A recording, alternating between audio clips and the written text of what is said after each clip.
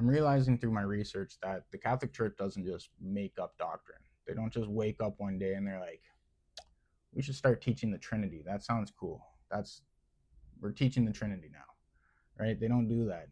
The doctrine is always in response to a heresy or a false teaching.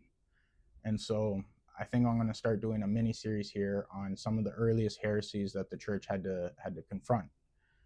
And so if you like this video, let me know and I'll keep it going with some more heresies. But the first one I'm going to deal with is Gnosticism. So this is one of the first major heresies that the church had to deal with. And so it brought about a lot of doctrine and stuff like that.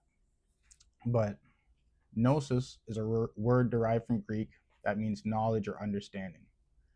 And its core belief is that salvation is obtained through a secret internal knowledge. Gnostics view the material world as a flawed, evil prison created by an inferior deity. So they don't believe in the one true God. There's multiple deities. And believes humans possess a divine spark that must escape the body to return to the true transcendent God. So they believe in a cosmic dualism, a sharp distinction between the evil material world and the good spiritual realm. So I'm just going to read a passage from this book. And it says, the New Testament already voices warnings against the teachings of the gnosis, falsely so called. The church fathers, above all Irenaeus, took up the expression as an appropriate characterization and set over against it the true gnosis of the church. The representatives of this false gnosis frequently called themselves Gnostics, that is, knowers, people of understanding. And there are also frequent references to knowledge in their writings, although in quite special manner.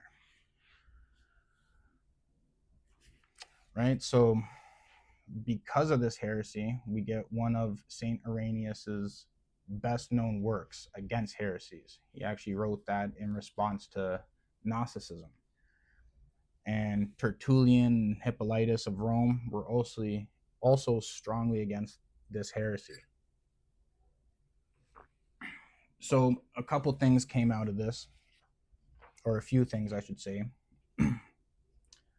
Affirmation of core doctrines. The church insisted that God is benevolent creator of the physical world and that Jesus is truly human and truly divine.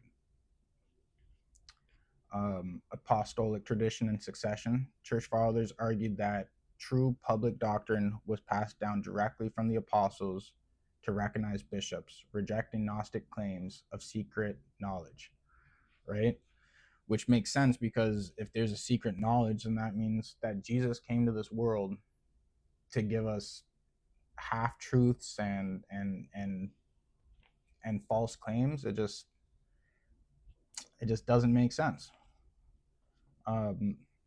Formation of the canon. This is a big one. In response to Gnostic scriptures, the church defined the New Testament canon to include only texts with verified apostolic authority. Right? That's important. And then creeds. The Apostles' Creed, Nicene Creed, they started getting talked about so that we would be able to voice our beliefs better. So yeah, that's Gnosticism in a quick nutshell. And I think it's important to understand these false teachings, and they'll help us get a deeper understanding of the real teachings. So like I said, if you guys like this video, let me know. I'll do more videos on heresies, but for now, just have a good day and God bless.